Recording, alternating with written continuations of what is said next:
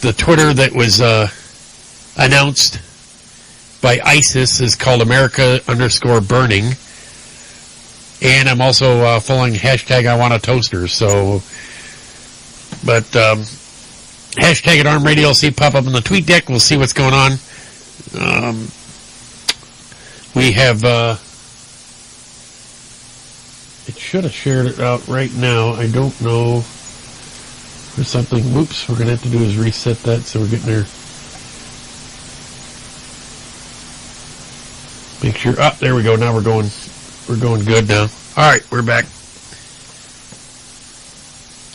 I don't,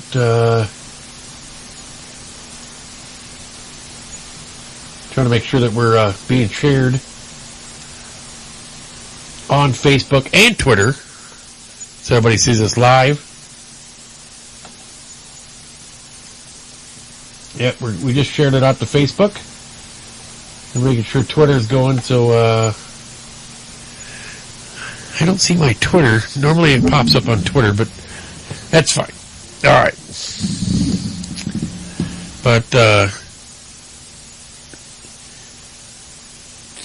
San Bernardino shooting, we'll get in that in just a second. I want to talk about the NFL right about that. Last night, NFL Detroit Lions, Green Bay Packers. They're in Detroit. What do? They call a face mask penalty on Detroit, which gives Green Bay 15 yards, automatic first down, with enough time to throw one more play, or have one more play. So Aaron Rodgers throws a 61-yard Hail Mary, touchdown pass, time running out, into the end zone to win. When you go back and you watch the replay, they never actually grabbed his face mask. If scoring plays are reviewed, all scoring plays are reviewed, that should have been reviewed. The face mask penalty, it should have been. If you're going to end up causing the outcome of a game, it should be reviewed. They didn't face mask penalty, or they didn't face mask him.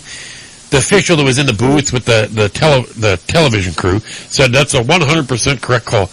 No, it's not a correct call. It's a 100% incorrect call because it was not a face mask. The guy makes the call from behind the player to determine what happened in front of the player. He didn't see it. He needs to get another official to help him. And if they don't know and they think it was a penalty, they should be able to go to the sideline, review it, and go, nope, no penalty, call it off. There was no actual foul, flag picked up. Because that's twice Detroit has lost this year on bad calls by the NFL. The NFL has got an officiating problem right now. It is terrible what's going on in the NFL.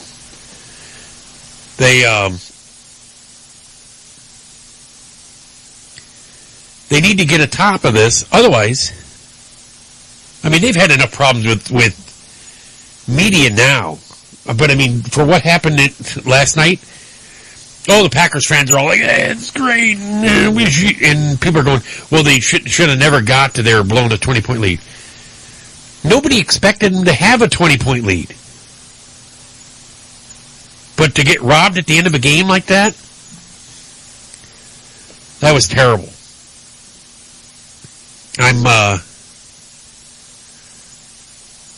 I just can't believe that the NFL can't correct these mistakes. You look at quarterbacks throughout the league getting knocked down left and right. Peyton Manning gets knocked down all the time. Cutler gets knocked down all the time. Tom Brady gets knocked down all the time. Aaron Rodgers gets what they think is a face mask. They call it penalty. gets pushed down. Last week, they call a penalty. I'm like, you're kidding me. I said, you look at these other guys in the league, they're getting annihilated, and they're not calling anything. You know, you look at Tony Romo. He's out again injured because he's getting creamed. No penalty. You know, quarterback is your franchise. Could make or break whether you make a season. Could make or break whether you make the playoffs. Could make or break whether you win a Super Bowl.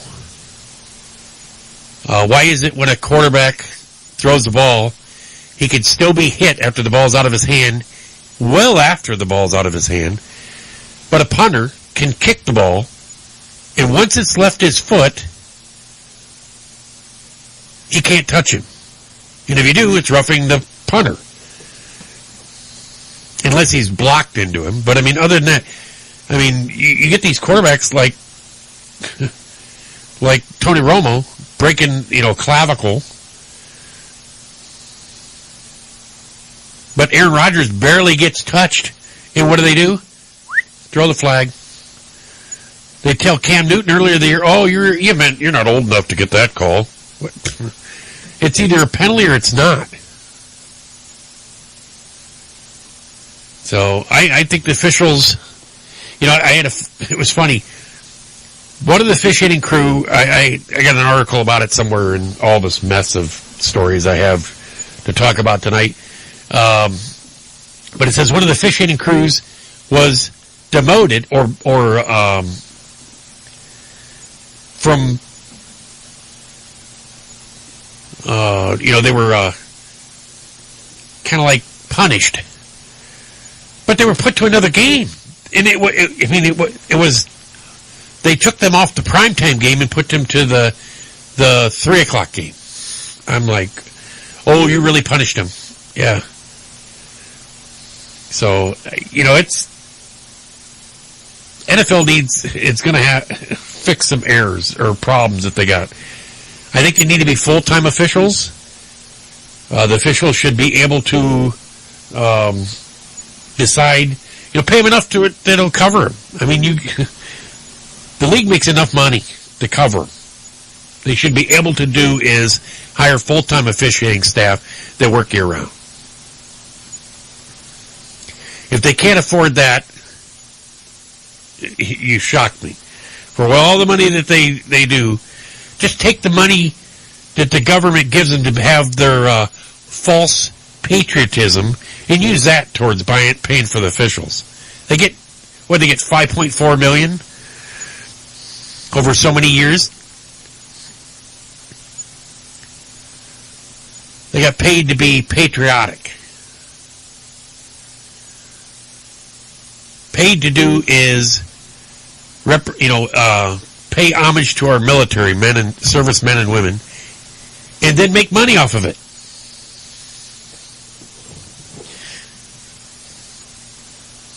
So, apparently, 70,000, a fan went and got 70,000 signatures.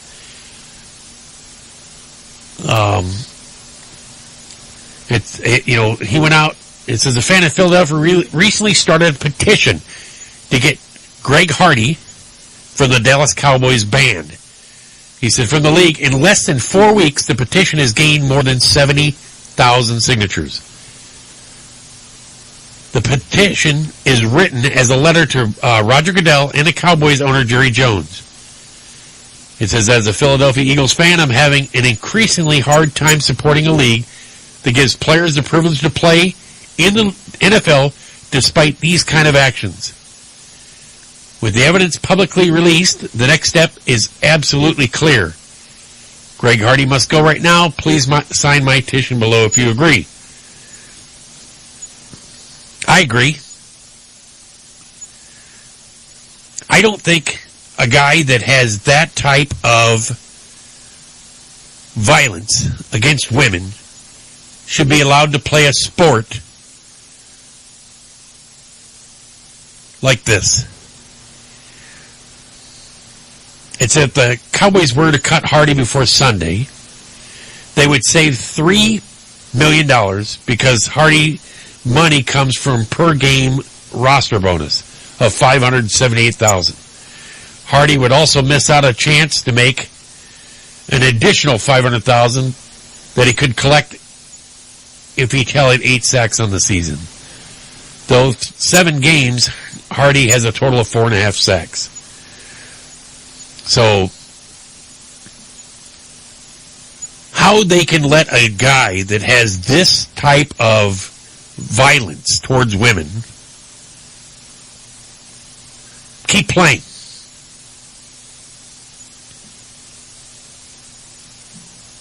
They will sit there and ignore it. This is why they have a problem with PR.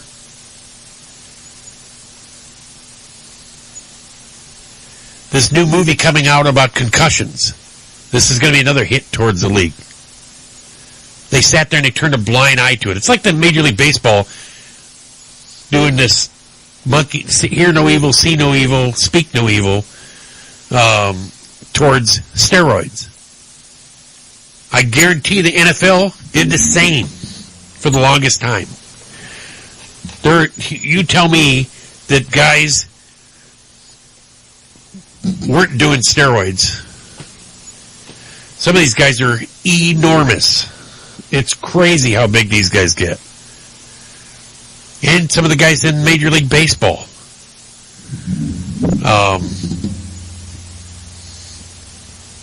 Major League Baseball turned a blind eye to it, and then all of a sudden they went, oh, I can't believe they're doing steroids. You're kidding me. We need to stop that. And so they start, fining and banning people left and right because they want to, we want to clean the game up. You want to do it just because it became an outcry from the public about it. You were afraid you're going to lose money.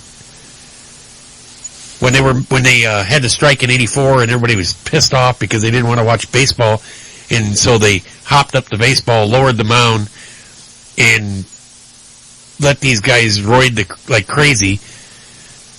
So they turned into a home run.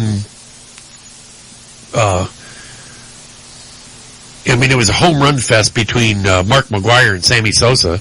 Because every night they were going past each other. And then Barry Bonds, 5 years later, hits it past both of them. What's going on? And then all of a sudden they're like, he was on steroids? No way. Yeah, you look at Sammy Sosa when he came in the league, he was the skinniest guy in the world. And all of a sudden, next thing you know, he's got arm bands wrapped around it. He up on his upper arm, and I'm just like going. And then he snaps his bat. He was a Cub, so I liked Sosa because he was on my team, of course, at the time. But majority of the league was doing steroids. So he snaps his bat and it's corked. I'm like, yeah, that was my warm-up bat for the fans. Yeah, okay. Sure. It was funny when Sammy went to go speak in front of Congress. It was like, no habla, we speak, couldn't speak any English. But, when he'd sit there and otherwise you get him in front of the camera, he'd talk fine.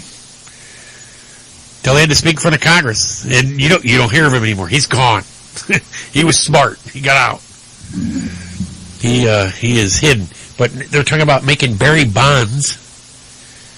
Let me see if I got the right team. They're talking about making him the hitting instructor. Oh, I'm not sure. I switched. I went to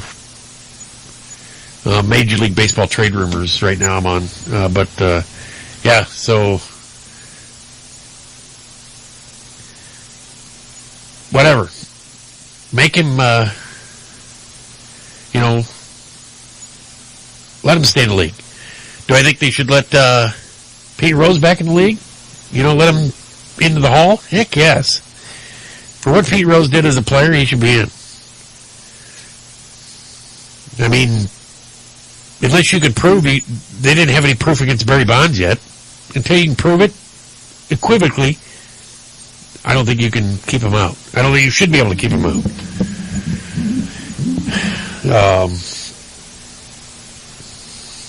But whether they'll kick Greg Hardy out of the NFL, no. Nope, they'd rather go along and not care.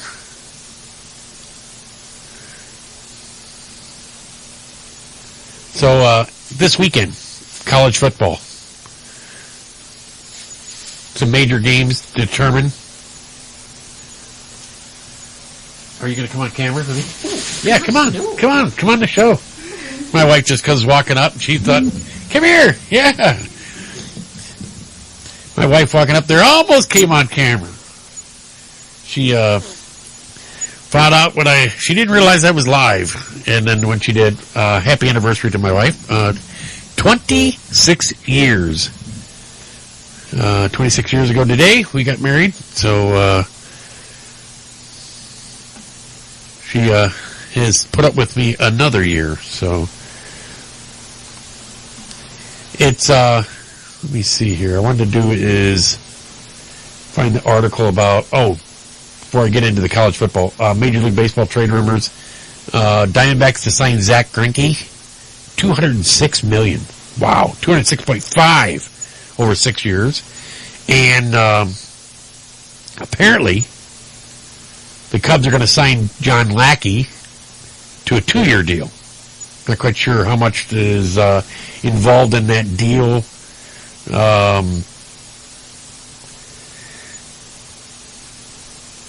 It says, $15 million plus. So, $32 million. That's what it is. It says Lackey will receive $16 million each of 2 seasons. So, yeah, that's kind of rough. $16 million a year.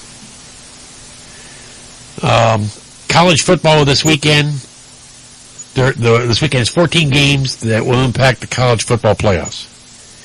You got one of the first games they got, Big Ten Championship, number 3 Iowa versus number 5 Michigan State.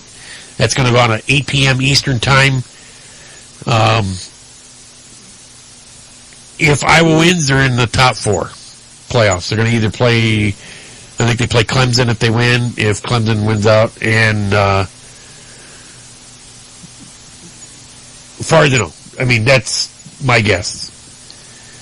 But if they lose, they'd probably be in the Rose Bowl unless they get knocked out by Ohio State, who, they choose to have a better record. So it's hard to say.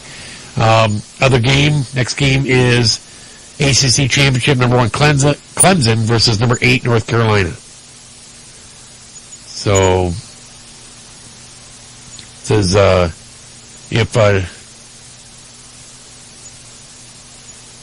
and then also SEC Championship, number 2 Alabama versus number 15 Florida. Pac-12 Championship, number 7 Stanford versus number 24 South Carolina. So, that's your main games right there. Other games you got Texas playing Baylor, Temple versus Houston, Florida versus Alabama, West Virginia versus Kansas State, Stanford versus USC, and so on. So, us Iowa fans will be going crazy waiting for the Hawkeyes, hoping they keep the dream season alive. Kirk Ferentz, Coach of the Year, and he should get it, really. I mean, to have a dream season like he has, 12-0, I didn't think they'd get any respect to be even ranked number 3 or 4 like they are right now. But they got to win one more game to be able to get it in to the playoffs. Just keep believing. That's all I can say for Iowa. They've shocked everybody all year. In Let's see here. We got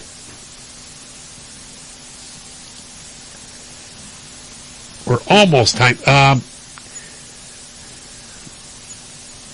We had let's see. I was going to look for entertainment. We had where the heck is he at? Famous actor. He was played a mobster in almost every movie he played in that I remember.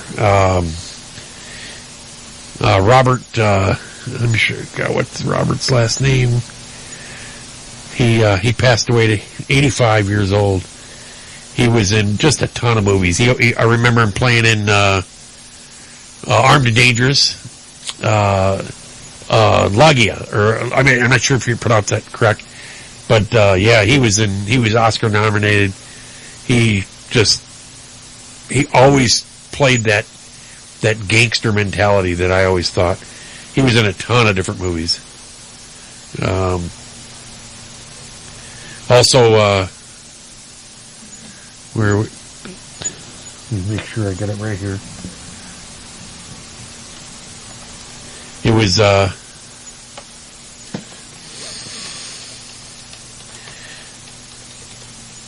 trying to get, Scott Wheeling from Stone Temple Pilots, passed away 48.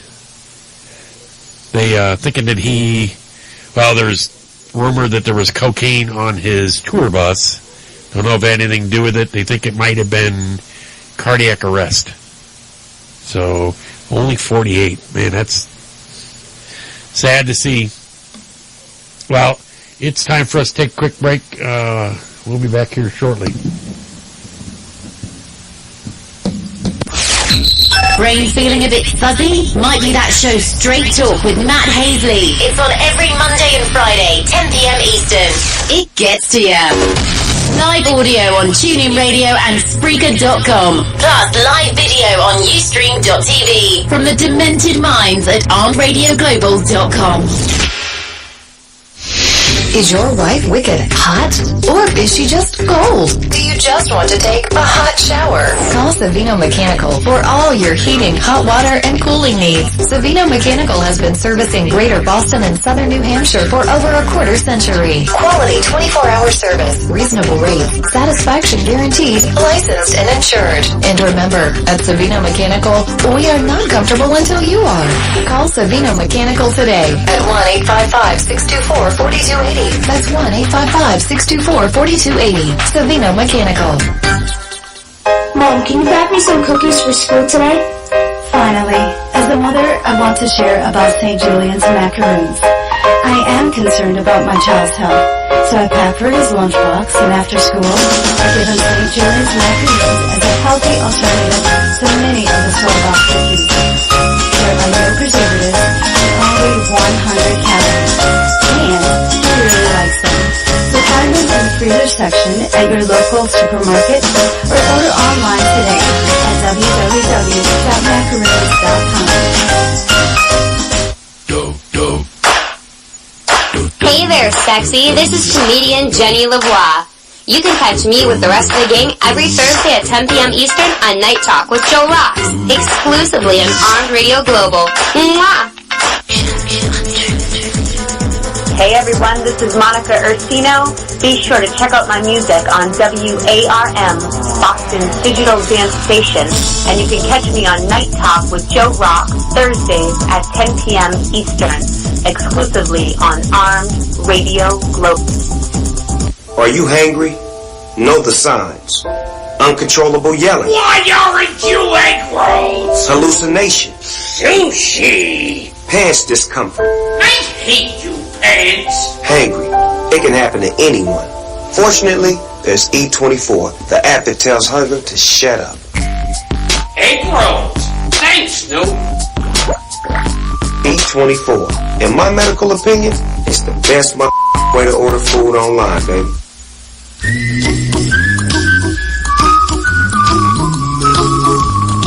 Need tree removal? Need tree pruning? Need stump grinding? What about dangerous 24-hour tree removal? Then you need to call Me Tree Work. We have all the equipment and expertise to do the job right. Our team at Me Tree Work provides efficient and effective services such as snow plowing, snow removal, sanding, and salting. Me Tree Work is family-owned and operated, fully licensed and insured.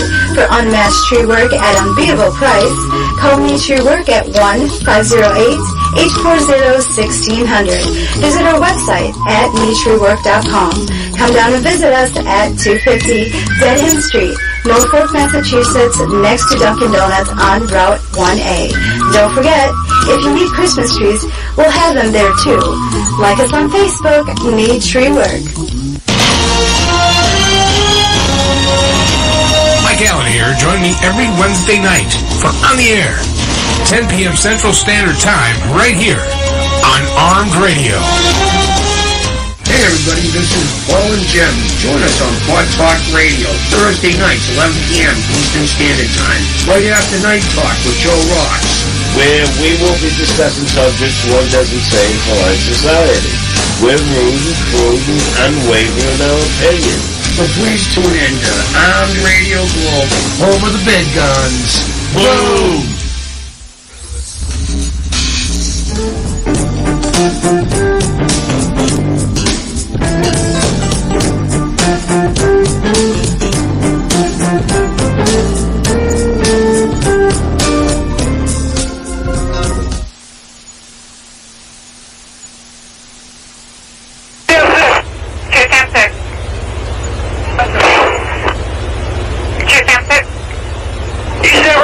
Shots fired. Eastbound San Bernardino, multiple shots fired. 5. We need a Bearcat. Copy, 1795 East San Bernardino Avenue. We need medical aid. Copy. We're getting them started.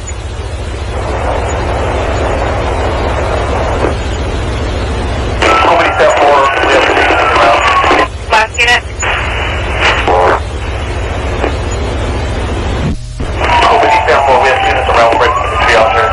I'm sorry, can't copy you. OPD down 4, we have 4 units around.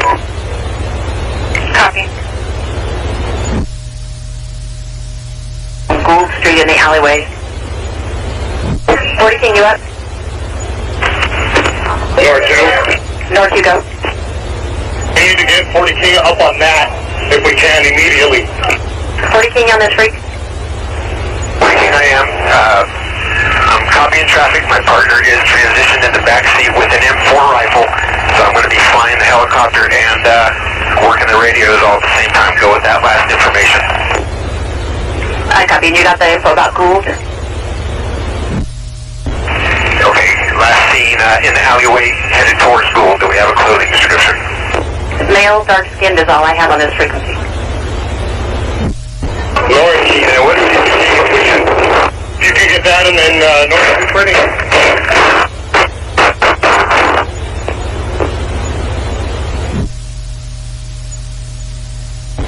North, you have them go there. We don't have any more people here unless it's a SWAT team. That's it.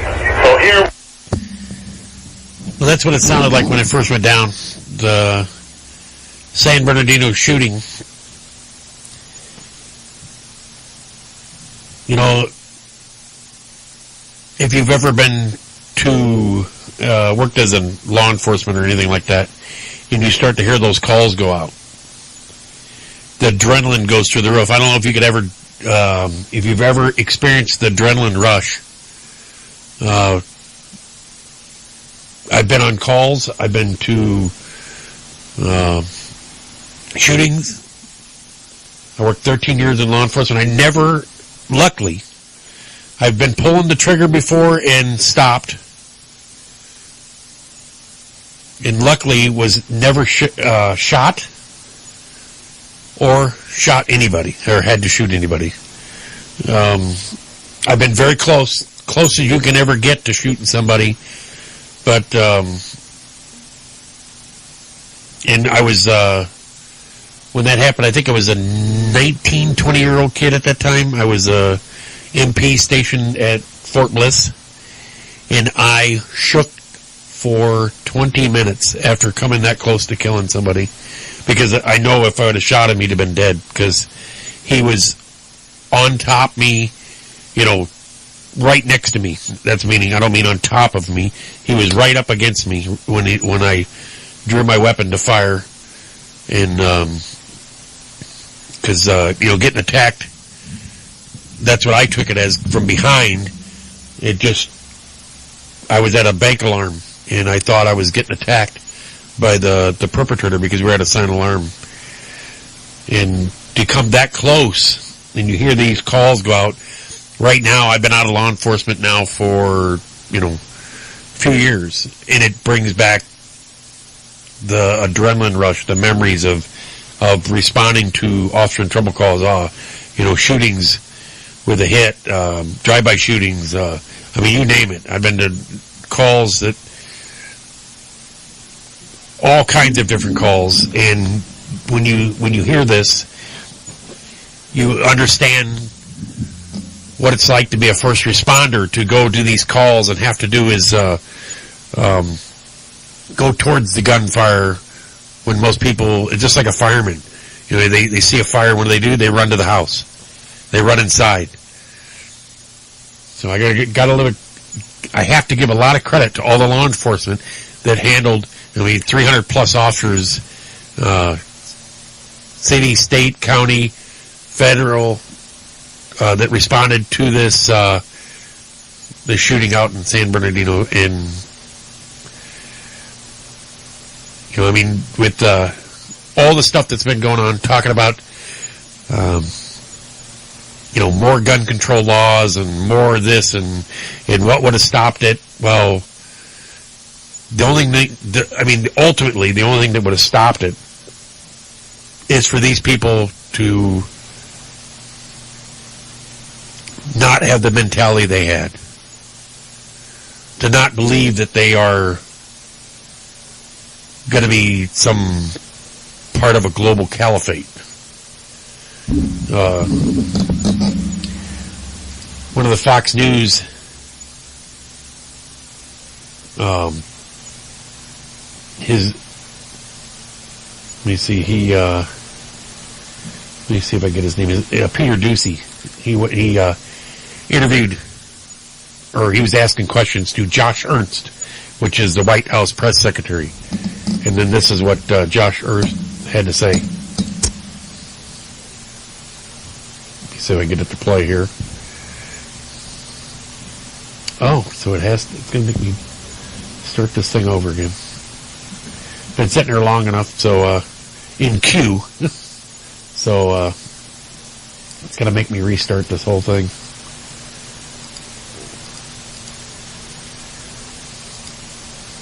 I can get rid of that one.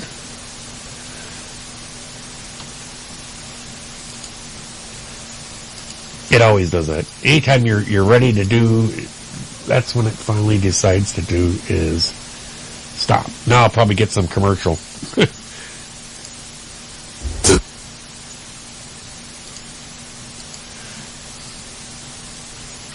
Somehow they don't want this one to play. Alright, we'll come back to that here in a minute. My laptop sitting on the side here is acting up. It wouldn't doubt it. Right before I was going to go live, my computer locked up tonight, and I had to restart. So, doesn't. Does the president really think that common sense gun laws would deter terrorists now that he has admitted these two may have been terrorists? Yes.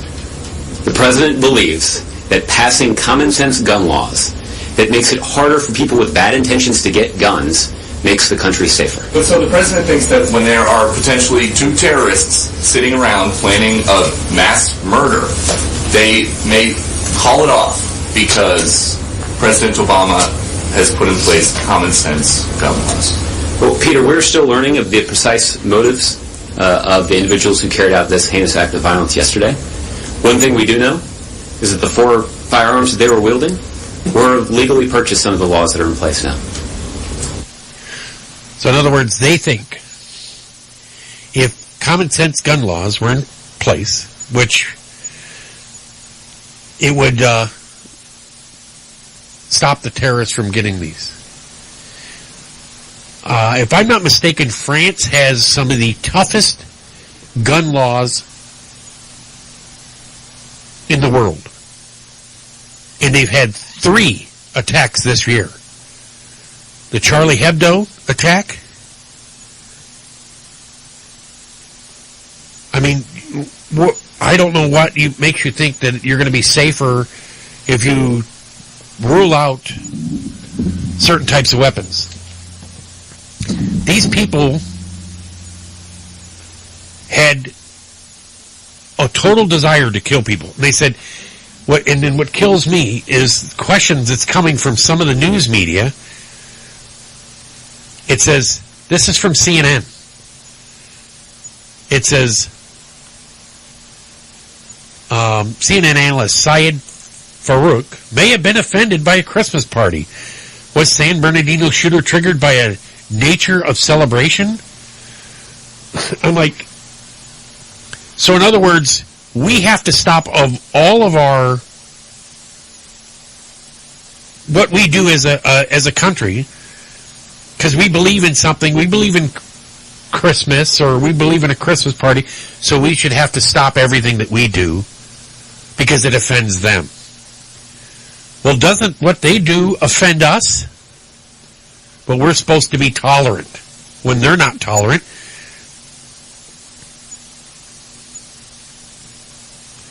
His wife, who supposedly people are saying, well, she was I've seen posts on Facebook, well, now she was an American citizen, and they were both American citizens, so that cuts out your refugee thing. And I'm like, no, she was a K-1, she was over here on a K-1 visa from Pakistan.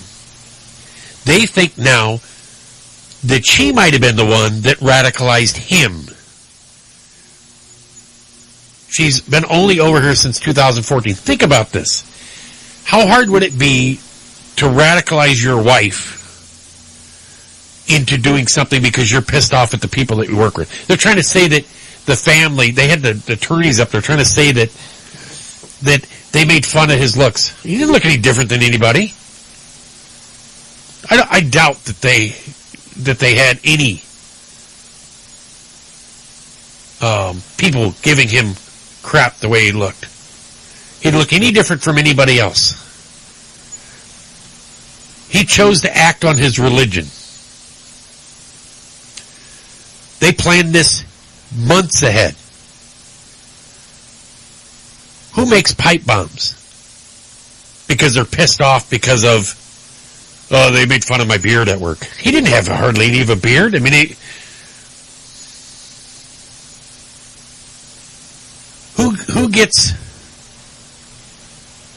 who takes their, when the day before this attack,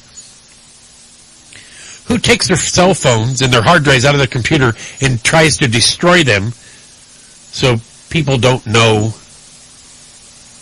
or get rid of their digital footprint, as they call it? They've been planning this for a while. This had been, they've already found out that they had contact. She went on to Facebook and pledged her allegiance to ISIS and then tried to delete it. But once you post something on the internet, it's there forever. The FBI they were able to do is retrieve it. Another thing that CNN asked, it says, CNN went up to Aaron Burnett, wonders if postpartum psychosis led to the slaughter. 6 months ago, she was only been here for about a year. 6 months ago, the same people that they mowed down threw her, a baby shower. Celebrating their baby. The baby's 6 months old. So, CNN thinks it's struggling to offer an eternal explanation for an obvious conclusion of terrorism. CNN's Aaron Burnett on Thursday wondered if one of the killers from Wednesday's rampage snapped as a result of postpartum psychosis. This was after 2 FBI agents explained to Burnett how Tashfeen Malik was radicalized.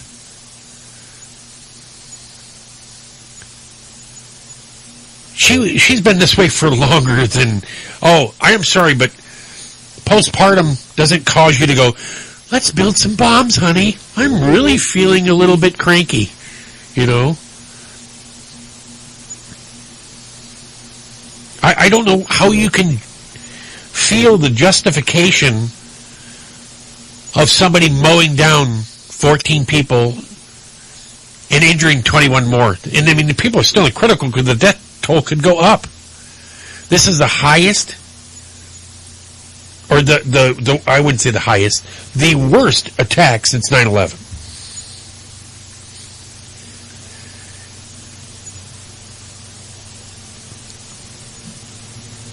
Immediately, right after the shooting, the gun control advocates were all out going, oh my God, you need to get rid of guns. This is crazy. Oh my God, when will the insanity stop?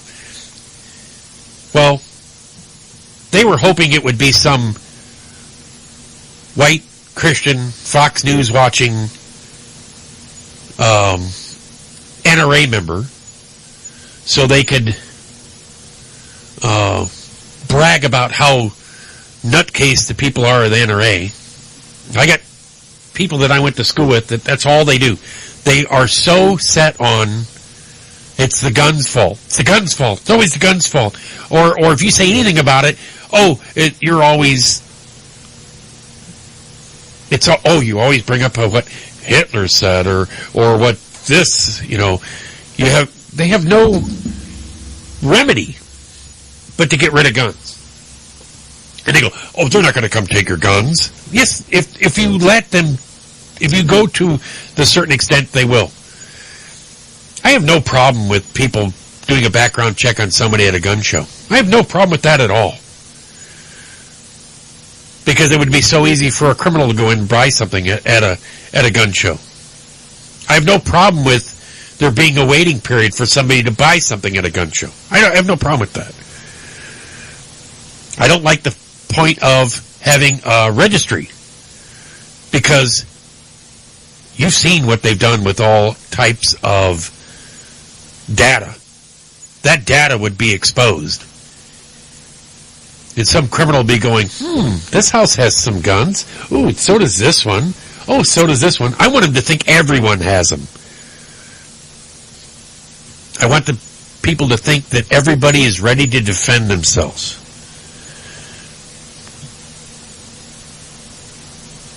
We had a gas station here locally that was robbed 2 times within 14 hours. It's a dad and daughter run gas station. And no, they're not Mideastern. They're white. And they're both robbed within 14 hours at gunpoint.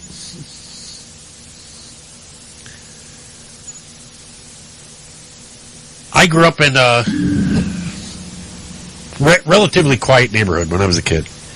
You could go anywhere. We could walk to the mall, which was several miles away. You could do anything. We could hang around, go around, ride your bike somewhere. You can't even let your kid go down the street nowadays. Where I used to hang out all the time as kids and play around, this summer, within 2-3 weeks of each other, 2 shootings, 2 murders.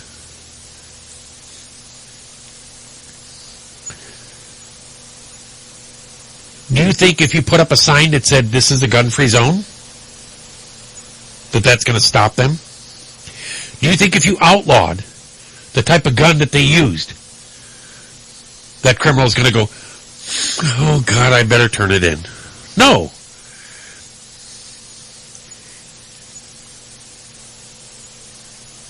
There's no rationalization with a criminal. Evil will continue to be evil. They're not going to all of a sudden go, well, I think you're right, we shouldn't carry that gun in there. But every time you put up a gun-free zone, all you make it is a target-rich environment for criminals to go. If you got somebody that's a nutcase, you don't see him going down to the PD to shoot up the police station. You don't see him going to the gun store to shoot up the gun store, where they know that they're going to be running into somebody that's armed. Generally, they pick on the weak and the people that are unable to defend themselves. I watched a video on Facebook of this kid. He was following a lady with a walker as she was going through the grocery store, and he kept throwing things on the ground behind her. She didn't realize he was there until he snuck around her and stole her wallet. It was all caught on camera. I don't know if he was ever caught, but I mean, that's the type of people you deal with. They prey on the weak. If you get to the part where you ban guns, which I don't know how you're going to be able to do it. You argue with people, why do somebody need an AR-15? An AR-15 is not fully automatic. I saw a post today and I watched the video of a Fox News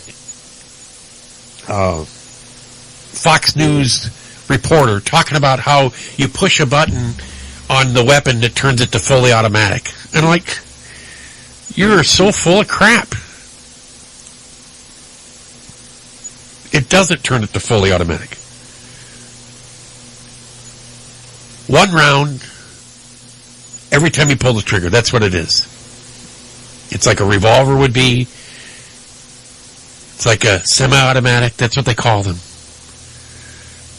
An assault-style weapon would be fully automatic. No, it's illegal to own unless you are a federal firearms license. And to have that, I guarantee you, they know more about your family than you do. They go through and they investigate everything you do to get that license. So, I talk with people about what they feel about gun control, majority of people I talk to, and I ask them, I said, what have you heard? Or, we've had concealed carry here for probably 5 years or more in Iowa. I don't know exactly when it came out. I've had it for over 3 years. Me being an ex-police officer, I've been licensed to, for concealed carry for probably 3 years. So I asked him, how many incidents have you heard where people have come and got into shootings, or somebody got grabbed a hold of a weapon, or somebody shooting up a bar because they were drunk? And none. Concealed carry people are responsible.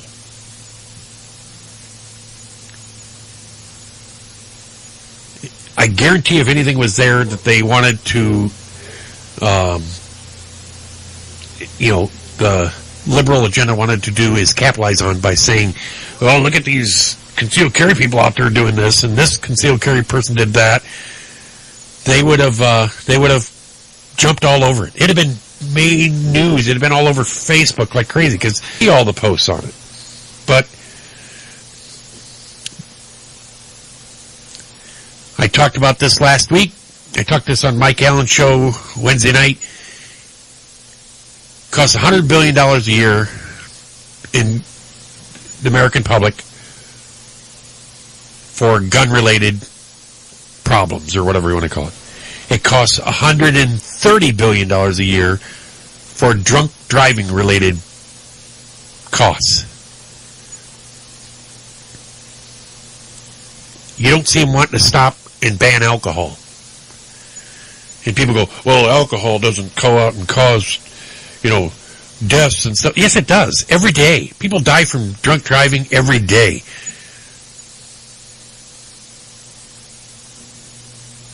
people get hooked on alcohol.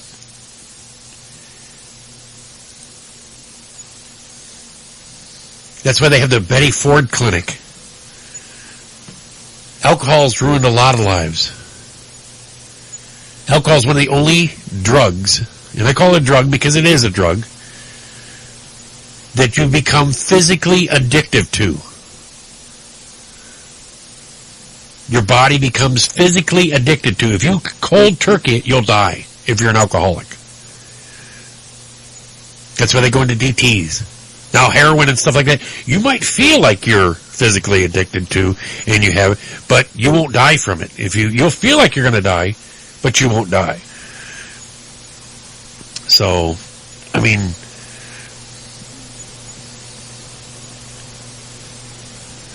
talk about the San Bernardino shooting. You know, talking about, they had the attorneys on, and they made it like it was almost surreal to watch it, because they were like, it was like they wanted you to feel sorry for them, the shooters, not the families. Oh, she was just a regular housewife that built bombs in her house, and, you know, yeah. And they say, well, they don't really have any report of them, well, they have the one report about her saying, but that's not for sure. We're not for sure on that, about her, saying she's allegiance to ISIS. I'm like, they wanted you to make it to where you felt sorry for the family and these two shooters. They weren't really radicalized. They were an argument or something. I'm sorry, but these people were evil. I don't know how you could stand up there in front of people and want to sit there and lie to their face, the face of the American public. So what does the New York Daily News come out with? The New York Daily News. They comes out with a front page. Two different stories they come out with.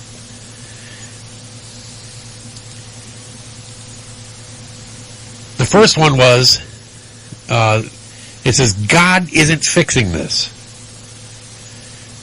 It says, as the latest batch of innocent Americans are lying in pools of blood, cowards who truly end guns scourge continue to hide behind meaningless platitudes. And it puts on there Ted Cruz, Rand Paul, Paul Ryan, and Lindsey Graham, where they're talking about our prayers are with the victims and the families and the first responders in San Bernardino. It mocks them for saying that we should pray for the families and of the victims. The New York Daily News mocked them. And so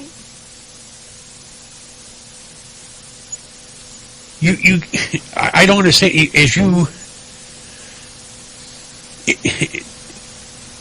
What do you want them to do?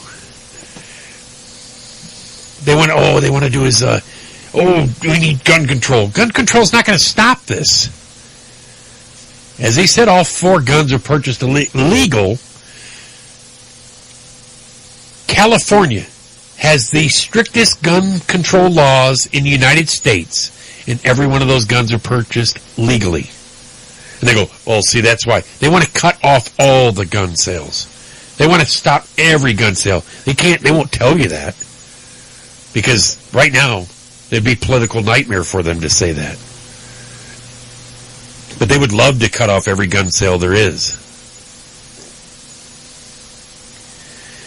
And if you oppose gun control, you're a racist, a bigot, gun nut, religious, Fox News loving. I'm sorry, but there's a lot more people that believe that our rights should continue to be our rights. Look at the amendments to the Constitution. Every one of those is a right to every American citizen, not just the Second Amendment. The right to free speech. What did they come out with today? They had the director of the FBI and Loretta Lynch had a news conference together, which is very rare, they say, for those. It's like the boss and the head police, Comey, the FBI director. And he looked like he was like he had a board stuck up his back when he's trying to talk. He was so, like he was walking on eggshells. He didn't want to say anything too much because he was afraid that all of a sudden they're going to go, we want you to resign, you know. She come out and she made the statement, this is a wonderful time now to, you know, but wanting to go for more gun control. I'm like, wonderful? A wonderful opportunity for you to impose gun control on the American people. And if you talk badly about the Muslim religion, which causes violence to come about, we will prosecute. No freedom of speech there. If you talk violent or bad about where is the tolerance on the other side? There is none.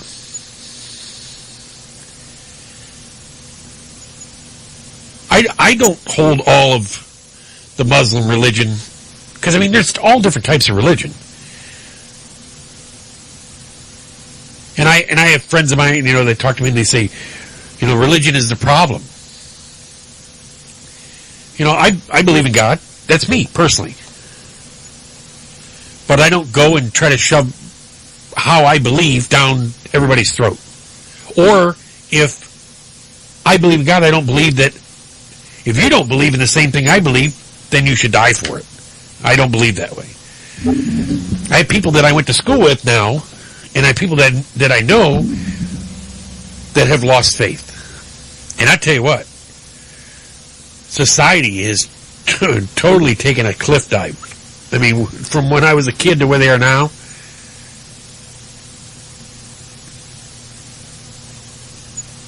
we're headed in the downward direction. It's wild to see what was never allowed when I was a kid is totally, I mean, is completely allowed now.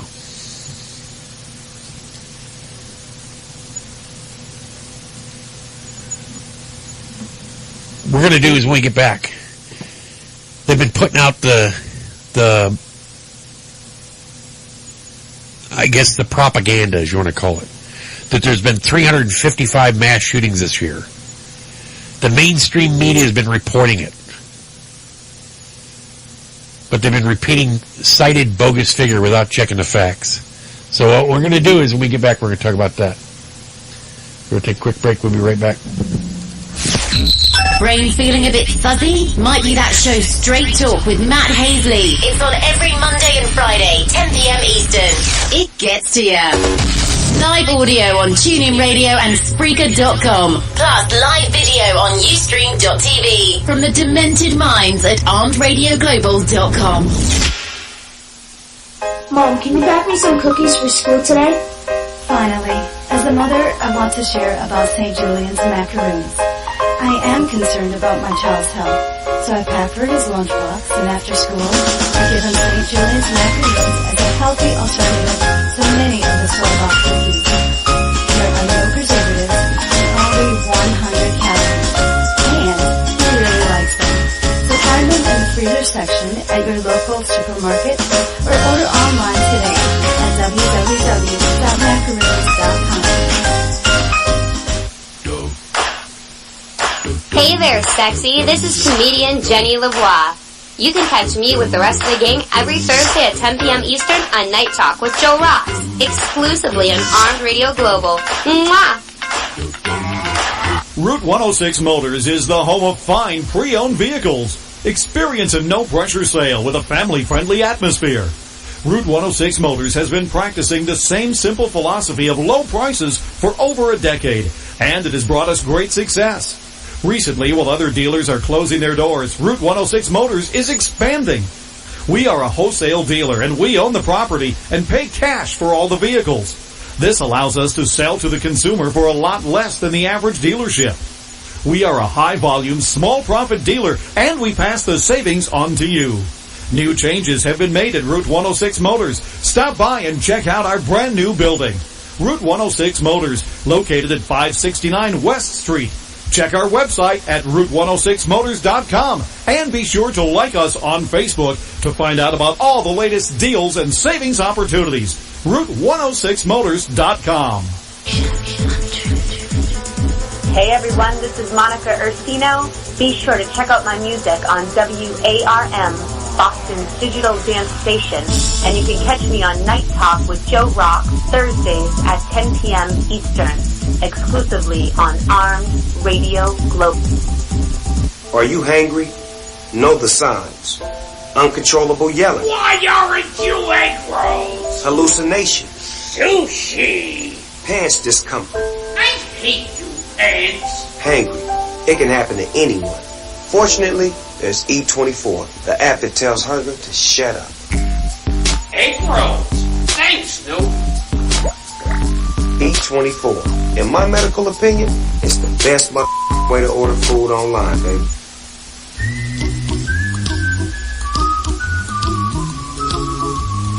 Need tree removal? Need tree pruning? Need stump grinding? What about Dana's 24-hour tree removal? Then you need to call Need Tree Work. We have all the equipment and expertise to do the job right. Our team at Need Tree Work provides efficient and effective services such as snow plowing, snow removal, sanding, and salting. Need Tree Work is family-owned and operated, fully licensed and insured. For unmatched tree work at unbeatable price, call Need Tree Work at 1-508-840-1600. Visit our website at needtreework.com. Come down and visit us at 250 Dedham Street, Norfolk, Massachusetts, next to Dunkin' Donuts on Route 1A. Don't forget, if you need Christmas trees, we'll have them there too. Like us on Facebook, Need Tree Work. Need a dose of raw reality radio? Listen in to Night Talk with Joe Rocks every Thursday, 10 p.m. Eastern, exclusively on Armed Radio Global, with audio replays on Spreaker and live feed video on Ustream.tv.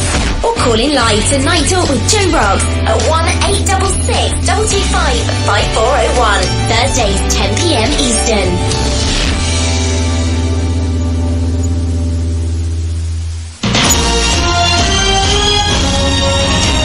Mike Allen here. Join me every Wednesday night for On the Air, 10 p.m. Central Standard Time, right here on Armed Radio. Hey everybody, this is Paul and Jim. Join us on Pod Talk Radio, Thursday nights, 11 p.m. Eastern Standard Time, right after Night Talk with Joe Rocks, where we will be discussing subjects one doesn't say in polite society. We're rude, crude, and unwavering in our opinions. So please tune in to Armed Radio Global, home of the big guns. Boom!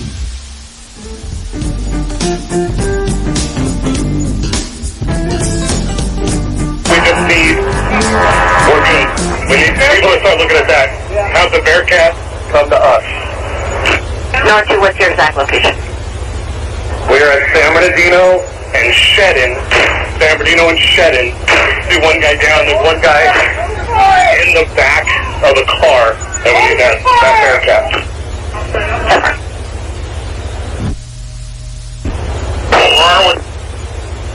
Copy, Bearcat's on the way.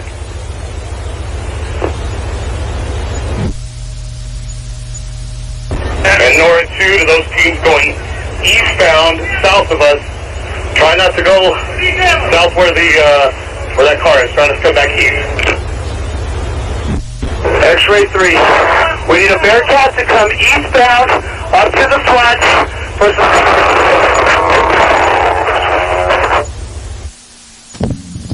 Yeah, a little more scanner traffic going by San Bernardino police. Another article that went out, it says a Muslim leader from the terror group CAIR, C-A-I-R, blames America for the terror attacks. It says, like ISIS, Hamas, and Al-Qaeda, et al., they blame America. How did CAIR connect with the family so quickly and hold oppressor while our dead were being counted? How they were able to sit there and interview the family members blew my mind. I just like, how come these people aren't being interviewed by the FBI? And another one blew my mind today is watching the news, all of a sudden they let all the media go in and broadcast live from these people's apartment. They're going around picking up all their stuff and looking through it and everything. And I'm just like, how is this stuff not being, still under the FBI control? You look at, they actually showed one of their credit cards laying on the table. You could see all the numbers on it. I was like, what the heck is going on? I'm waiting. Some idiot's going to use it. I mean, they're going to do is they're going to go back and they're going to look at the footage and they're going to freeze it, and somebody's going to go buy a TV on, or something on eBay or something like that, and end up having the FBI show up at their house. Because people are stupid. But I mean, you look at that. What are they doing in the crime scene? And they come back and they say that the FBI released it back to the people. I mean, when the thing I can't believe is they didn't process prints everywhere. I don't know if you've ever had print dust in your eyes. Oh my God. That's nasty. And how there wasn't, ninhydrin spray on everything, which is triketohydrindine hydrate. That's what they call it. It's, they use for, like if I sit there and hold a piece of paper and I do this and touch it, well, they can actually spray it on there, on the paper, and your fingerprints will show up on the paper. They can actually see your prints. So if you're somebody that uses a lot of moisture, and keeps your, your hands somewhat, from moisturizers and stuff like that, your prints will show up very easy on paper. It's crazy. I mean, it's almost like you roll an ink roller on them, but it's called triketohydrindine hydrate, and most people call it ninhydrin, and it's a blue spray. But I mean, you're looking at how come, I know that they see stuff, but why would they leave the credit cards behind? And why would they leave, I mean, they showed airsoft, which are from like a pellet rifle that they use for target practice in the backyard. Why those were there? Those could have been part of their bomb-making materials, or they could have been inside of that they use them as shrapnel. But why those were left there? I mean, there's some weird things that you saw when they did the video, and you're like, why would these things be overlooked? And why would it be let back so quickly? I mean, you would think that, that thing would be almost empty when they're done. So, yeah, it was just weird. When they showed that credit card I was at work and I saw it flash up on the TV, and I'm like, what are they doing? And then the landlord, I opened up the thing, and the media pushed past me and rushed into there. No, they didn't. He wanted the limelight. He wanted to do his his 5 minutes of fame, as you call it. Well, there's another article here. It says they crushed their cell phones to erase a digital footprint before the attacks. This was premeditated, methodical, and well planned. It says, they took and they crushed their phones and tried to put them in throw them in the trash cans. They were actually filming inside the one car that was outside that was registered to them. The car that was actually shot up was a rental car. They were wondering why it had out-of-state plates, but it was actually a rental car. The car that they actually owned was, you could see a list that was inside, and they're reading off all the things on the list. And one was mentioned GoPro cameras, and they had GoPro packaging. Well, I don't know if the GoPros were ever used. They say that the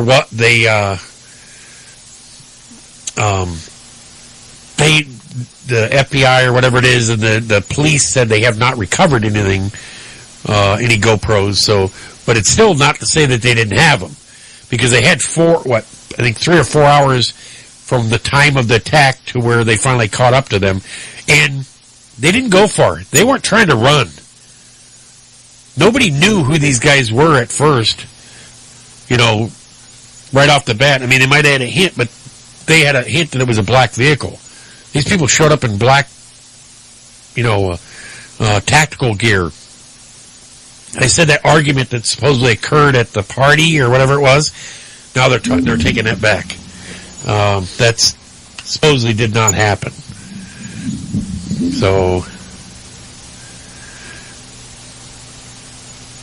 it's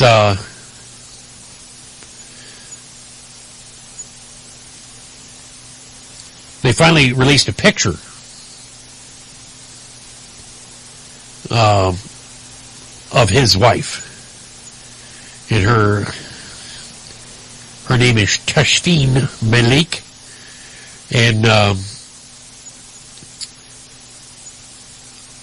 because they've always had a silhouette of what she looked like, and they finally released the picture of her. It says she was given a green card after background checks from the FBI and DHS. So she was vetted. So that's the problem with a lot of people are having with these refugees coming in. If she was vetted and this happened, what's to say about all the Syrian refugees coming? Everybody's worried that it's going to be a man that comes in that causes this. Well, this is probably a good case that she radicalized him.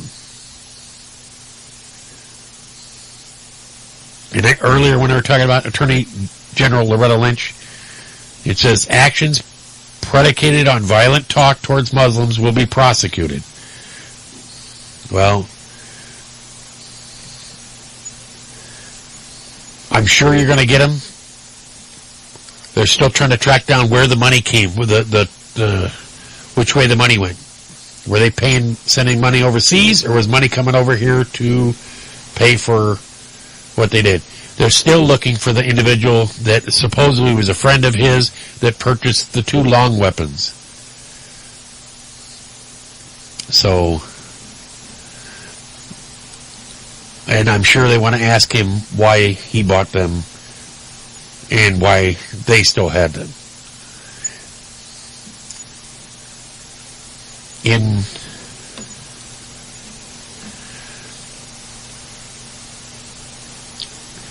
We had a lady that was who lived nearby, and she saw a lot of people that were going back and forth, and it seemed really odd to her, and a lot of packages arriving and stuff in the last few days. But she didn't want to report it because she thought if she did, she would be considered a racist. And pretty much that's what they're trying to do now. Is if you say something or whatever, that you'll be considered a racist.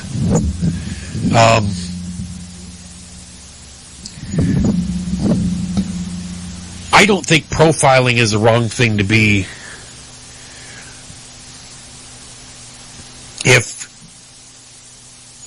If you have a white killer that's out doing stuff, you're not going to be looking for a black guy or an Asian guy or a Middle Eastern descent or an Indian. You're going to be looking for a white guy, Caucasian, male. You're going to profile him that way. If you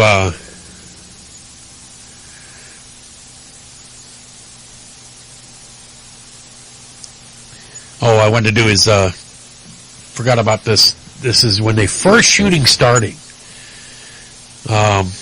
Apparently, let me see if I can find an article about that. But let's see this. When the shooting first took place, MSNBC, they weren't talking about. They wanted to do. They were having tweets going out. As the news unfolded of the deadly shooting in California, NBC, this is their tweets. It says, Planned Parenthood near San Bernardino shootings says they're fine, no gun violence there.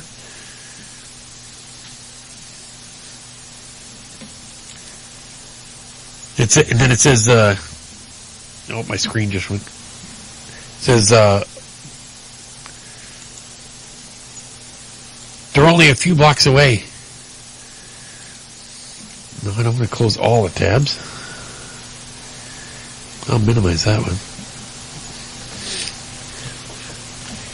So, but there we go. Now I got it to close. It says,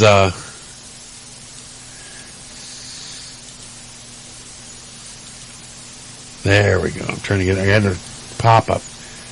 Just love those things, don't you?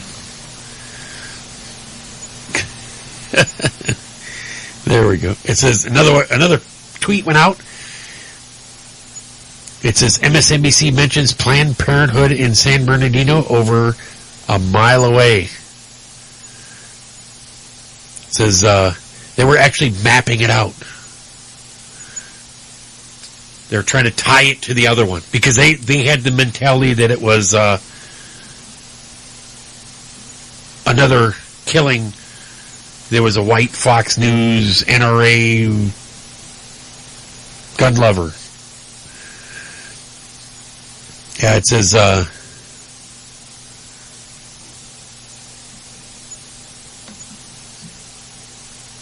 would that make you think that they have that certain type of agenda in mind?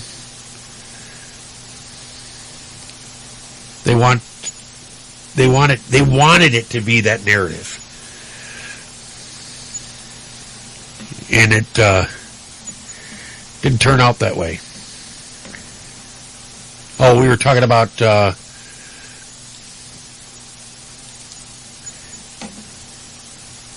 supposedly they've been reporting there have been 355 shootings. It says the figure was unquestionably repeated by the New York Times, the Washington Post, the Boston Globe, CBS News, MSNBC, Newsday, despite the fact that it is inaccurate and does not weigh in any way match up with the FBI statistics. The television newscast also repeatedly cited the figure without checking the facts. The origin of the figure is even more ridiculous, given that it was called up from a claim by a group of anti-Second Amendment activists on the news sharing website Reddit. The group named Guns Are Cool, an ironic name, runs a subreddit page which is described as the words only crowd-sourced mass shooting tracker, as featured on the Huffington Post, The Daily Show with Jon Stewart, The Young Turks, the FX networks totally blazed with W. Kamal Bell and more. The trouble is that figures are totally out of whack with official stats. According to the FBI, only 21 of the 355 shootings identified by anti-gunners can actually be categorized as mass murder with a firearm. It is still too many, but it is anywhere close to 355. An FBI report released last year details over a 13-year period where 2000 to 2013 there were 160 active shooter incidents. Those also include incidents where nobody was shot or killed. Gang violence is not counted among those statistics. The FBI categorizes mass shootings as a number of murders, 4 or more, occurrence during the same event, with no distinctive time period between the murders. Responding to those who have pointed this out, the anti-gun group in question claimed the FBI panders to the gun lobby and intentionally downplays shootings. The NRA evades the giant cost of gun injuries to society and shifts the burden to taxpayers, who often pay the cost for medical care and the wounded. The group who admits to attempting to influence media coverage of shootings claim. This once again shows the mainstream media cherry picks information to intentionally mislead Americans into supporting calls to give up their rights. No retractions or clarifications have yet been offered by the media outlets cited above who used the bogus figures. This was posted by InfoWars. Steve Watson.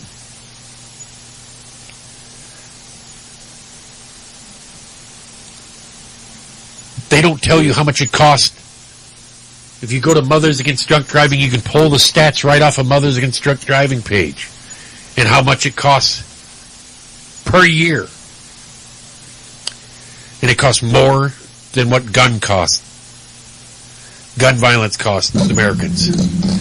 But they don't, there's no even thought of getting rid of alcohol. Just like guns, you can lay that gun sitting on the table. You can set that alcohol on the table. But until you decide to pick that gun up or pick that alcohol up and use that, and if you abuse it, that's when it causes the problems.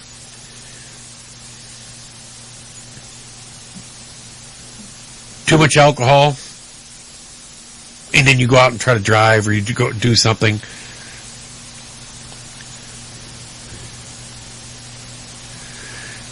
And then I mentioned that to one of my their gun control people. Oh yeah, that's all you come up with is that alcohol, yeah. Oh, I can get my car, I can drive. Yeah, but the problem is if you kill somebody in your car, you could do the same thing. We had one earlier. She ran into a crowd of people. She was wasted drunk.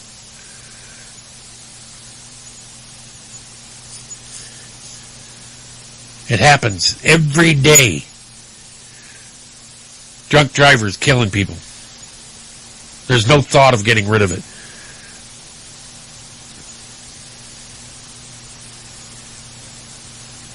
They talk about mass shootings. There's shootings going on every weekend in Chicago, which is some of the strongest gun control laws. You can't have a gun in Chicago. Not supposed to have a gun in the city limits. Shootings going on all the time in Chicago. Is gun control going to stop it? No. There's another law to tell me to say, you can't bring that in here. Is that going to stop them? No.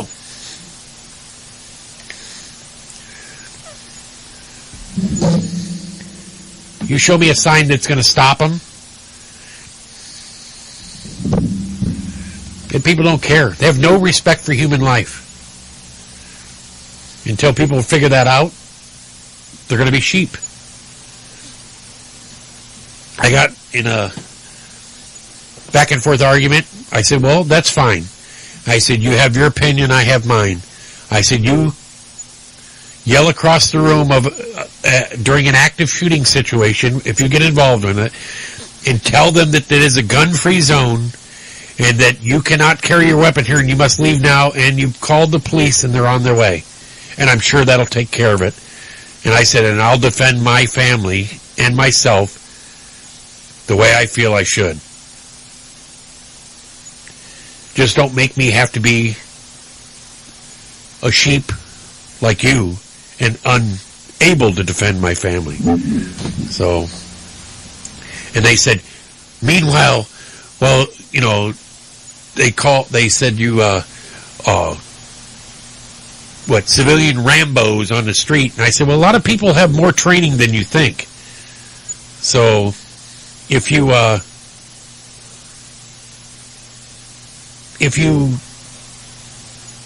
understand that there's a lot of military people trained out there, there's a lot of people that were former police officers that are trained, and then they still go, well, the blood of these people's hands are on your... No, they're not. Because we didn't pass the laws that made them gun-free zones. You people did. You liberals did. That wanted to sit there and say that the gun-free zones where people shouldn't be able to carry guns. Well, they've actually come out and they said that gun-free or gun crime is down except for in gun-free zones.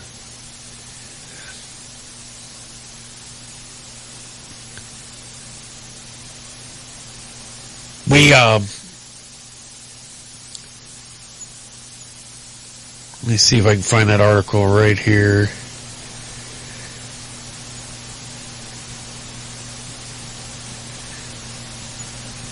Nobody wants to believe that. They think that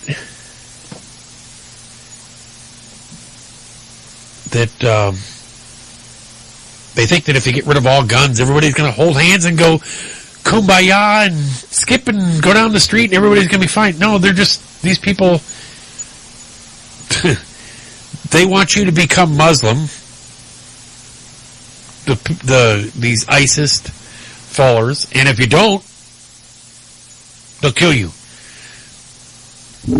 And if you're atheist, they'll kill you. If you're gay, they'll kill you. I mean, that's the way they have the mentality.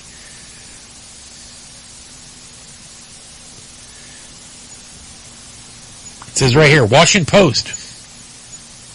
On December 3rd, the Washington Post reported that gun crime has been on a decline for about 20 years, except for high-profile shootings in gun-free zones. Washington Post claims those shootings are on the increase.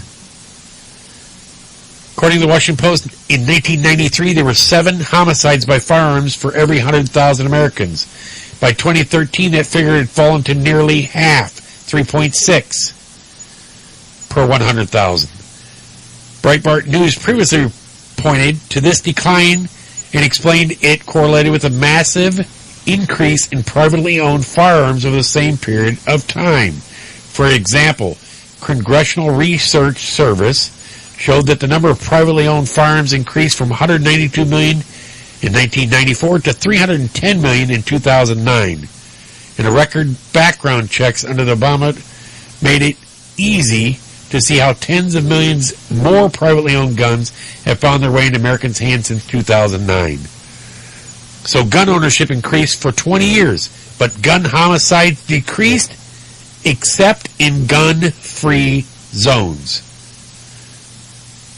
So, what does that tell you? It says, Washington Post points to a study by Mother Jones that claims that high-profile shootings began increasing in gun-free zones in late 2011 and early 2012. The examples Mother Jones provides are the Roar movie theater shooting, the Sandy Hook Elementary, the D.C. Naval Yard, which are all gun-free zones.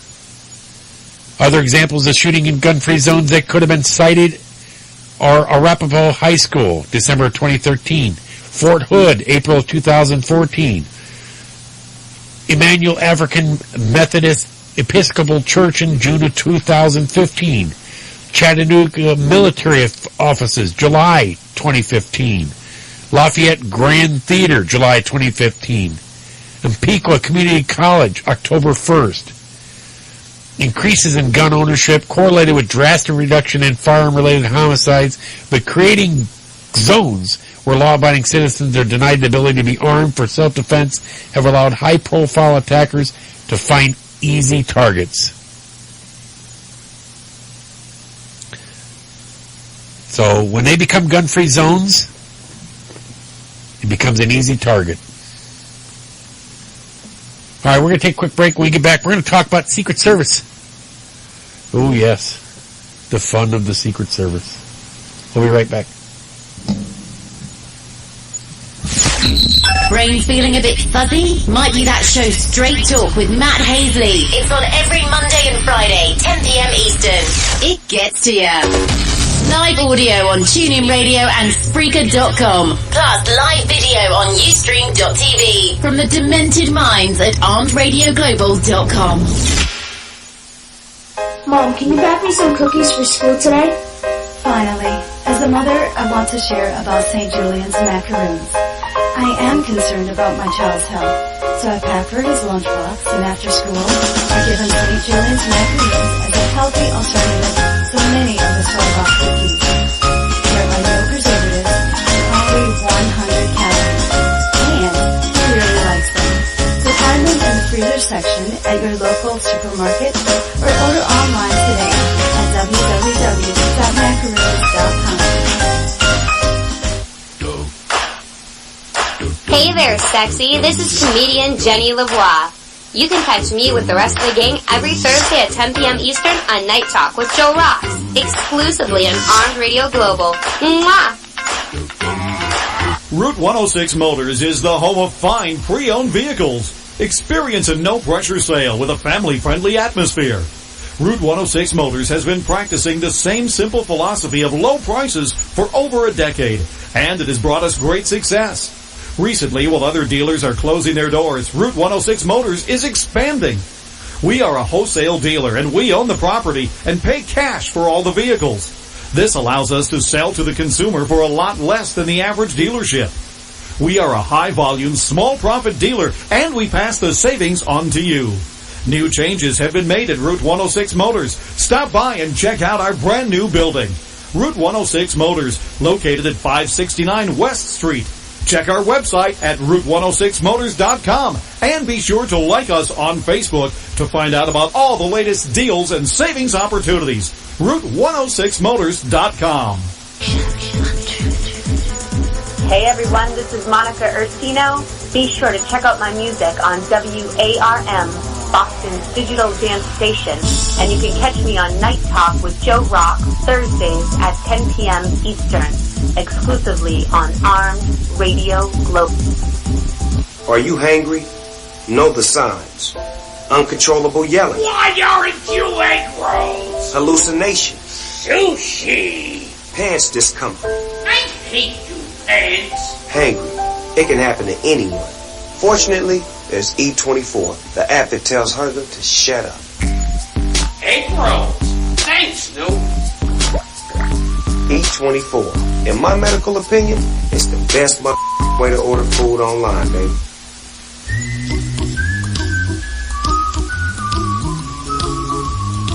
Need tree removal? Need tree pruning? Need stump grinding? What about dangerous 24-hour tree removal? Then you need to call Need Tree Work. We have all the equipment and expertise to do the job right. Our team at Need Tree Work provides efficient and effective services such as snow plowing, snow removal, sanding, and salting.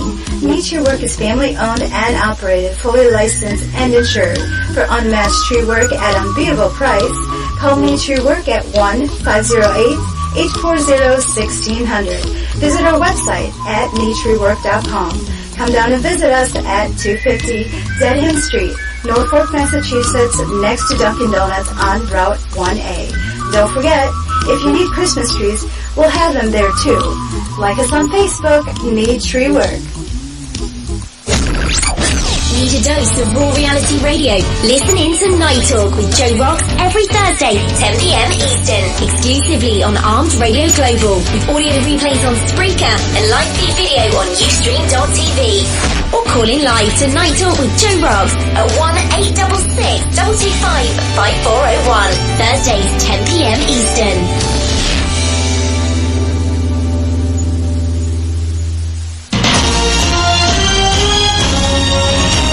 Mike Allen here. Join me every Wednesday night for On the Air, 10 p.m. Central Standard Time, right here on Armed Radio. Hey everybody, this is Paul and Jim. Join us on Pod Talk Radio, Thursday nights, 11 p.m. Eastern Standard Time, right after night.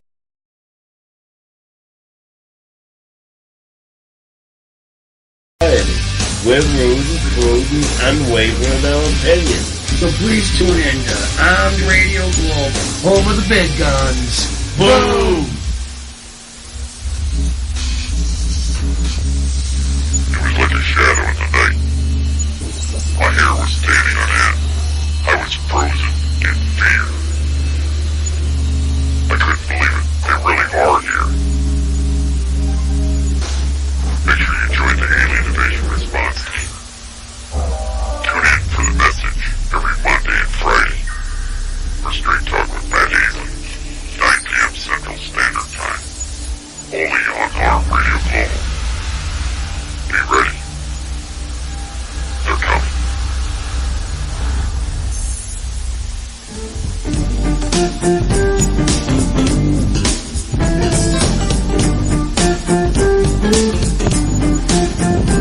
And we're back. There was a story that went out, and this is, just tell you how people, I said, police find 8,300 rounds of ammo, an assault rifle, and body armor in the home of a Long Island man who impersonated an air marshal. Boy, he had the ID, you name it, the badge, the parking pass. He had a fake federal air marshal ID in one pocket, a Ruger 380 pistol in another, and was driving around Long Island with ballistic body armor and loaded AR-15 assault rifle. He had arsenal weapons at his gated home, but folks, it says his name is Mark Vickers. They don't think he was any. It says we don't see any ties to any terrorism at this time. He says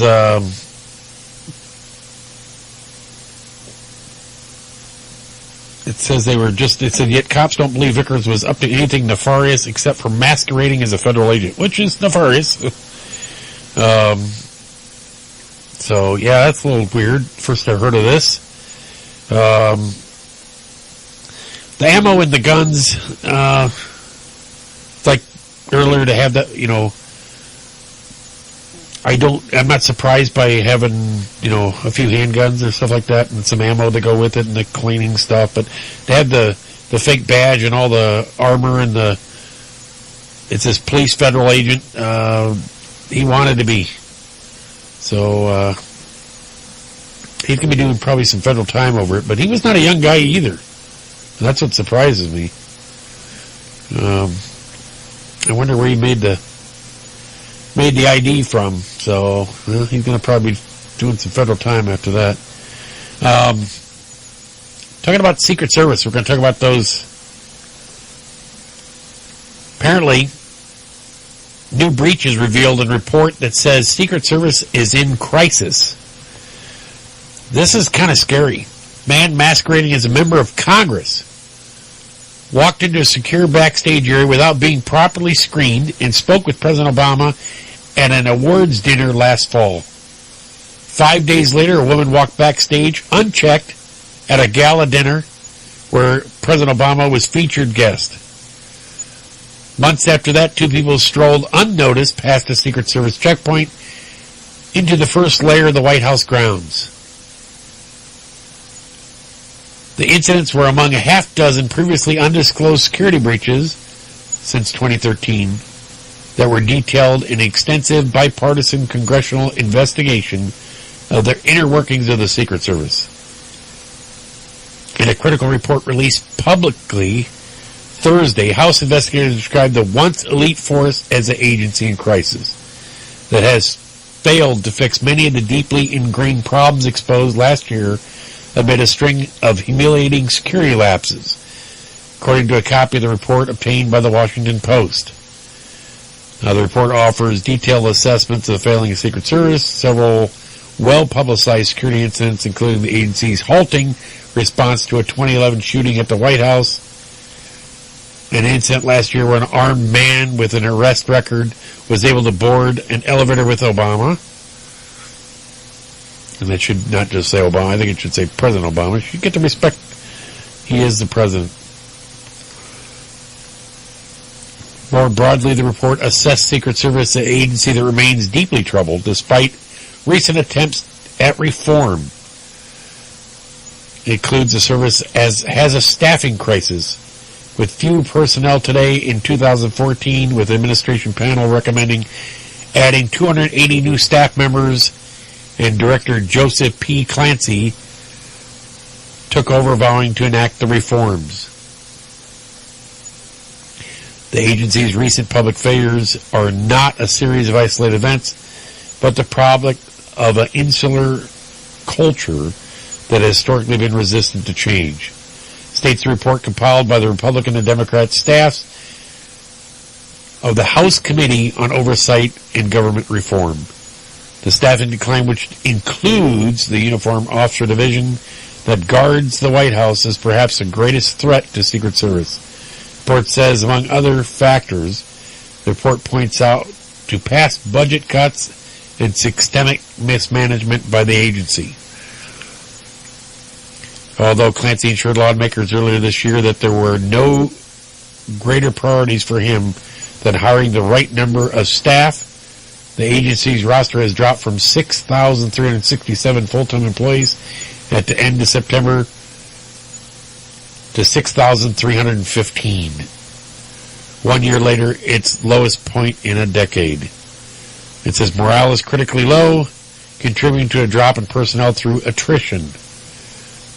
The report also blames the decline on inefficient hiring process that hampers recruitment of high-caliber staff. The high attrition rate means that the personnel who remain are significantly overworked, and morale is an all-time low. The report also warned that the agency's new hiring system overburdens USSS with low-quality applicants. The report also warns that President Obama and the 2016 presidential candidates face heightened danger if the administration does not swiftly fix the agency's problem. Representative Jason Chaffetz, Republican from Utah, chairman of the Oversight Committee, said the report should spur further action by the President Obama's administration. The situation is getting worse, not better, he said. The president is in jeopardy, and he better personally get involved in fixing this.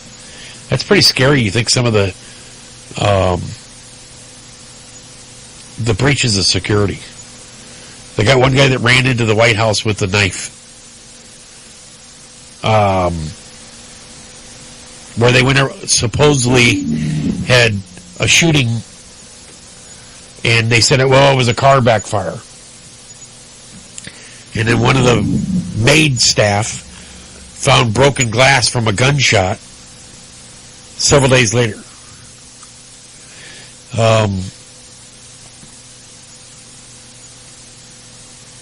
I mean, I don't care if you're Republican or Democrat, independent, whatever you are. You have to be, I don't wish any ill on any president or any member of, president, vice president, any member of Congress, because when you get down to it, we're all Americans. You might not agree with somebody's policies, or you might agree with them.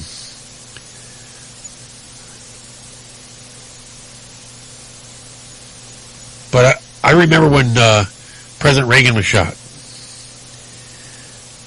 I wasn't born when Kennedy was. I was born the year after Kennedy got shot. Not 7 months after it. And you think about what it does to a country when you're commander-in-chief. You know, when they make an assassination attempt. That's just, I fear with the way ISIS is, that they would relish in the idea of this. Hopefully they can get it straight. I would love to, they should be the top notch. They should be, taking care of this president and making sure nothing happens to him.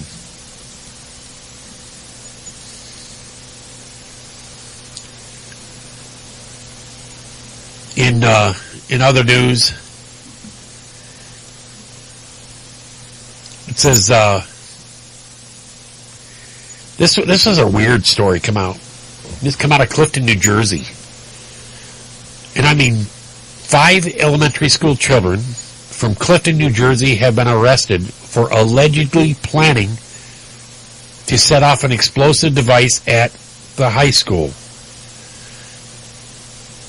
These kids are age 10 and 11. They're 5th graders from Clifton Elementary School number 11. Police say they were allegedly planning to set off an explosive device at an assembly being held at Clifton High School Wednesday.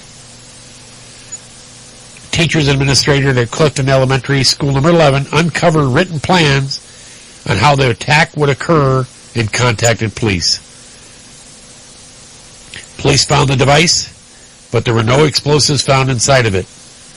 The kids were arrested and released to the parents. So they had an update on the story. It says says it was 4 kids, even though the link said it was 5. And within the same updated local news, a few paragraphs later, it referenced 5 kids, even though the headline now says 4. So I'm not sure if it's 4 or 5.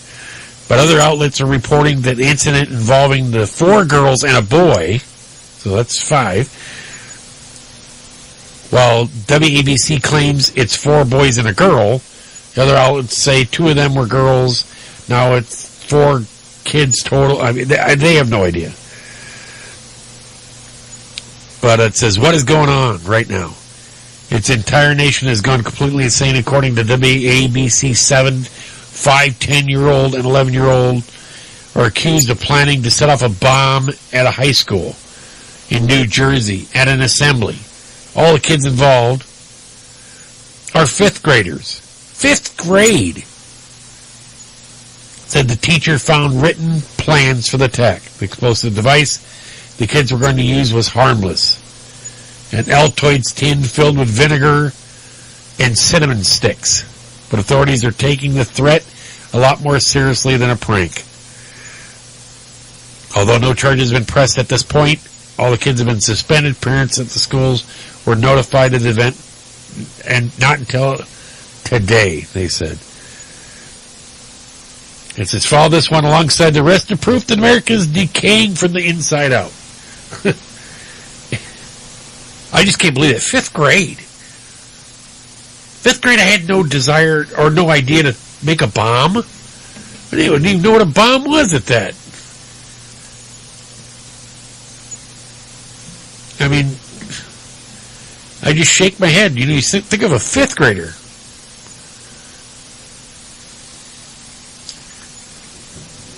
You think about this. What kids get detentions for things and stuff like that?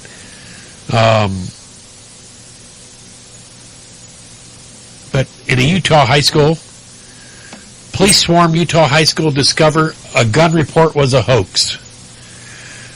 The Salt Lake City, a Utah teenager was arrested after authorities said he lied about seeing a man with a gun inside the high school, triggering a 2-hour lockdown and a massive police response that illustrated a climate of fear amid repeated mass shootings. Parents and residents of the small town of Pleasant Grove, Utah, about 35 miles south of Salt Lake City, waited nervously outside the school Thursday afternoon after finding the lockdown and emails and automated calls from the school's district. Inside, SWAT teams, officers carrying guns, ordered anxious and confused students into the gym and did a room-by-room search. Police didn't find any weapons or gunmen. After they questioned the 15-year-old boy who made the report, it became clear it was a hoax. The teenager, who is not being named, was arrested on a suspicion of making a false report and terroristic threats. He told school administrator that he saw a man wearing a trench coat and carrying a gun, said Pleasant Grove Police Department Michael Roberts. After questioning, he eventually acknowledged it was made up. He didn't say why he did it, but police speculate it was to get out of class activity he didn't want to participate in. Yeah. So, yeah, I'm tired of doing this. I'm tired of doing this math. Let's make up a story. A total of 200 officers from several law enforcement agencies in the area flooded the school, fearing that it could be a latest mass shooting. Following the rampage earlier this week in California, they sent several armored vehicles. One of the officers rushed to the scene, got in a traffic accident on the way, police said. Police opted to arrest the teenager and pursued charges to send a message that it's not okay to use up so many valuable law enforcement resources and cause so much stress and fear among students and parents. Imagine being a parent and this comes across that you got an active shooter situation at your school and this kid's a hoax because he didn't want to go to class. Think of how your heart's going to sink into your chest when you're hearing about the active shooter going on that's not true. It's fake. Yes, you're going to be relieved that it's fake, but it should have never had to come across at all.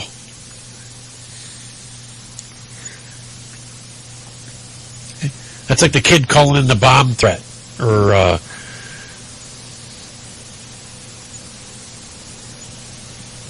it's crazy what our society has gone to. Think about it. Yep, I don't want to go to school, so let's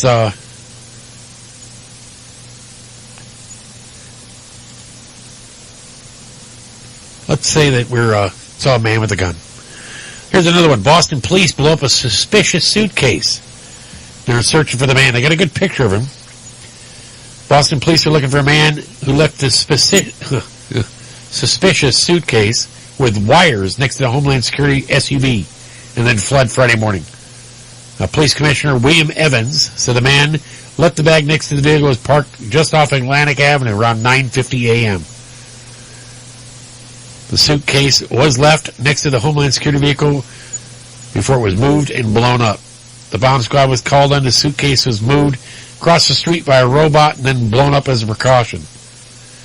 Evans said the x-ray showed the bag had wires and a power source inside, but no explosives. The suitcase was also full of men's clothes, which were scattered at the scene after the explosion.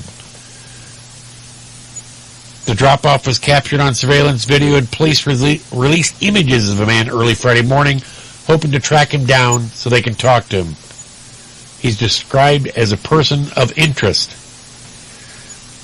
What bothers us is the behavior and why this individual placed it next to the Homeland Security vehicle, then hurried away. State police closed several streets in the area for about 2 hours for the investigation, detonation, and cleanup. Armed tactical officers kept people from coming near the suitcase before it was blown up. He needs to be arrested too, because he caused that much reaction. He needs to be arrested and charged too. For what he did, he knew that he was going to cause an alarm. So they'll find out who it is. Somebody will turn him in. Got a great, great picture of him. I mean, it's perfect. So, well, it's that time. Apparently this is on MSN News, and it says, official, shooter had contact with 2 terror groups. What they know in a few days, what are they going to know in a week? So they're going to find out that these 2 terrorists had more probably dealings than originally reported. So, but make sure everybody have a great night, a great week, a great weekend, of course, and we'll see you on Monday. So, most of all, like they said, if you're a concealed carry owner, carry. Protect yourself. Protect your family.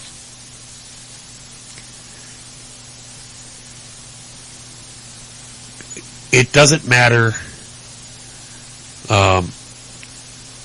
You want to be safe. If you're not a concealed carrier, get the training and become one. Learn how to defend yourself.